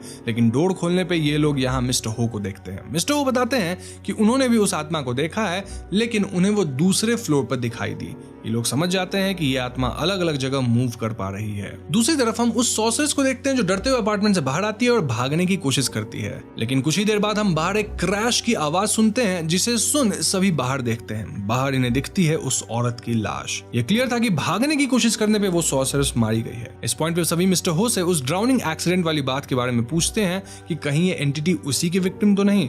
वो यहाँ कहता है कि उन्हें एक मरे हुए आदमी से डरने की कोई जरूरत नहीं है। इस पे जिनी, लेनी और लकी उससे रिक्वेस्ट करते हैं कि वही उनके खातिर इस आत्मा का सामना करे, क्योंकि वो पहले भी मर्डर कर चुका है। अब पहले तो हो इसके लिए राजी नहीं था, लेकिन जब सब उसे प्रेशराइज करते हैं तो वो मान जाता है। हम देखते हैं कि लेनी, जिनी और लकी मिलकर नीचे बढ़ते हैं, जहां हो सबसे आगे एक चाकू लेकर खड़ा था। वो इस आत्मा को कन्फ्रंट करता है कि वो कौन है और उसे क्या चाहिए। जब इस पर कोई जवाब नहीं मिलता तो वो वापस जाने की बात करता है, लेकिन लकी इस एंटिटी के करीब जाता है और डरते हुए उसे चेक करता है। पास आने पर ये एंटिटी बिल्कुल रिएक्ट नहीं करती और लकी देखता है कि असल में कोई भूत नहीं बल्कि एक डेड बॉडी है जिसे किसी ने यहाँ रख दिया है। दिखने में औरत एकदम सफेद पड़ गई थी और इसकी आंखें भी खुली थी, मानो वो डूब कर मरी हो। अपने बिल्डिंग में एक डेड बॉडी देख सब अनुमान लगाते हैं कि शायद किसी ने इसे यहाँ पहुंचाया है ताकि अपना क्राइम छुपा सके। जिनी पुलिस को फोन करने वाली होती है, लेकिन लेनी और लकी उसे रोक लेते हैं। वो डिसाइड करते हैं कि उन्हें खुद ही इस शरीर को डिस्पोज करना होगा ताकि किसी का शक उन पर ना आए। बस किसी अनजान जगह पे जाना है, इस डेड बॉडी को छोड़ आना है ताकि इस बिल्डिंग या यहाँ के टेनेंट्स पे किसी का शक ना जाए। तो नेक्स्ट सीन में हम जिनी, लकी, हो और लेनी को इस बॉडी के साथ देखते हैं और ये सभी इसे एक कैबिनेट में बंद करके डिस्पोज करने जा रहे हैं, लेकिन रास्ते में एक शराबी आदमी इन्हें रोक लेता है। वो यहाँ हो को देख उसका मजाक बनाने लगता है, सेइंग कि भले ही पहले वो गैंगस्टर था, लेकिन अब उसने पैकर्स मूवर्स का काम शुरू कर दिया है। ये आदमी बार बार हो को मॉक करने लगता है। इनफैक्ट वो तो हो पे हमला भी कर देता है। इसी बीच किसी तरह कैबिनेट का डोर खुल जाता है और वो डेड बॉडी बाहर आने लगती है। उस आदमी की नजर भी इस पे पड़ जाती है और वो बहुत डर जाता है। जिनी इस बात का फायदा उठाती है और इस आदमी से कहती है कि हो अब भी एक क्रिमिनल है और वो सभी इस वक्त एक क्राइम सीन की सफाई कर रहे हैं। अनलेस वो इस डेड बॉडी की जगह लेना चाहता है, उसे यहाँ से निकल जाना चाहिए। ये सुनने के बाद वो आदमी काफी डर जाता है और तुरंत वहां से भाग निकलता है। फाइनली इस डेड बॉडी को डिस्पोज करने के बाद सभी लोग वापस घर आते हैं। हम देखते हैं कि जिनी हो की मरहम पट्टी करती है और हो उसे उसकी जान बचाने के लिए धन्यवाद करता है। जिनी यहाँ हो से कहती है कि वो दिखने में मर्डरर नहीं लगता। जब हो उससे ऐसा सोचने का कारण पूछता है तो वो कहती है कि उसने कभी पढ़ा था कि in times of fear you see people clearly, और आज हो को डरा हुआ देख वो उसे क्लियरली देख पाई। आगे हम हो को वापस आते देखते हैं जब उसे अपने फ्लोर पे वो एंटिटी वापस खड़ी दिखाई देती है। वो तुरंत लकी के पास पहुंचता है और उसे भी दिखाने की कोशिश करता है, लेकिन सरप्राइजिंगली लकी कोई रिएक्शन नहीं देता और हो को अंदर बुलाकर डोर क्लोज कर देता है। वो हो से पूछता है कि वो आखिर इतना डर क्यों रहा है। At the end of the day वो तो एक गैंगस्टर है ना। इस पे हो रिवील करता है कि वो कोई मर्डरर नहीं है। उसके बारे में इंटरनेट पे जो बातें लिखी गई है वो सब झूठ है। वो खुद एक ऑनेस्ट आदमी है जो गलती से एक मॉब फाइट के बीच फंस गया था। तब वो छुप गया था, लेकिन बाद में सभी को लगा कि उसने ही उन लोगों को मारा है। तब से उसके बारे में अफवाहें फैलने लग गई। उस आदमी के डूबने में भी उसका कोई हाथ नहीं था। अब तक बाहर इन्हें फिर से किसी के डोर खटखटाने की आवाज आती है और हो डर जाता है क्योंकि उसे लगता है कि वो एंटिटी यहाँ आ गई है। लेकिन डोर खुलने पर हम यहाँ एक अनजान लड़की को देखते हैं जो अपना नाम कैडी बताती है। कैडी को देख लकी कहता है कि आई थिंक हमें मिस्टर हो को सारा सच बता देना चाहिए। यहाँ पे रिवील होती है असली कहानी। कैडी हो को एक न्यूज आर्टिकल दिखाती है जिसके अनुसार किसी लड़की ने अपने बॉयफ्रेंड और उसकी प्रेमिका को मार डाला, वो भी तब जब वो प्रेग्नेंट थी। इसके बाद उसने उस लड़की की बॉडी को नदी में फेंक दिया। ये मर्डरर और कोई नहीं बल्कि खुद जिनी थी। जिनी ने कुछ महीने पहले ये क्राइम किया और यहाँ छुपकर रहने लगी। पुलिस उसके खिलाफ कोई सबूत नहीं ढूंढ पाई, इसलिए कैडी और इस अपार्टमेंट के सारे टेनेंट्स ने मिलकर एक एक्टर को हायर किया था ताकि वो लोग डर की वजह से जिनी से उसका क्राइम एक्सेप्ट करवा सके और उस मरी हुई लड़की को इंसाफ दिलवा सके। यानी कि अब तक जो कुछ भी हुआ वो सब लेनी, लकी, कैडी और उस सॉर्सरेस का सेटअप था। बिल्डिंग में हर जगह कैमरास थे, इवन उस एक्ट्रेस के पास भी थे जो कि वो एंटिटी का रोल निभा रही थी, और ऐसा इसलिए ताकि जिनी के मूवमेंट को रिकॉर्ड किया जा सके। ये लोग अब हो को भी इस प्लान में शामिल कर लेते हैं। उधर हम उस एंटिटी यानी उस एक्टर को देखते हैं जो धीरे धीरे जिनी के अपार्टमेंट की तरफ बढ़ती है। जिनी डरते हुए डोर खोलती है, लेकिन अगले ही पल उसके तेवर बदल जाते हैं। वो एक चाकू से स्टैब करके इस एक्टर को मार डालती है और फिर कैमरे पर क्रीपली स्माइल करती है। लकी और बाकी सब कैमरे पे इस सब का लाइव फुटेज देख रहे थे और हम देखते हैं कि जिनी वो कैमरा ले लेती है और लकी के अपार्टमेंट की तरफ बढ़ती है। ये देख लकी और बाकी सब बहुत डर जाते हैं। एंड सीन में हम वापस से उस डेड बॉडी को डिस्पोज देखते हैं जहां इस बार वो लड़की सच में मारी गई थी। यहीं पे कहानी खत्म।